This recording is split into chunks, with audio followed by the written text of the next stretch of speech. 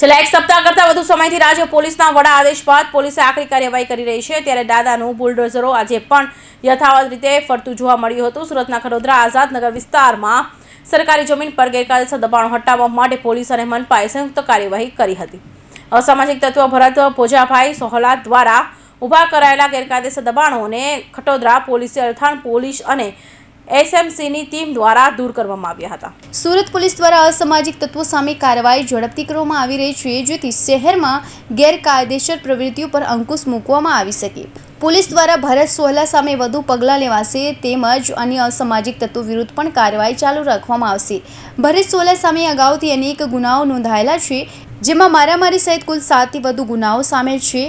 તે છતાં તે સરકારી જમીન પર ગેરકાયદેસર કબજો કરી બેઠો હતો, જેને હટાવવા માટે સત્તાવાળાઓએ આજે મોટી કાર્યવાહી હાથ ધરી હતી। Bureau report Hind TV news Surat.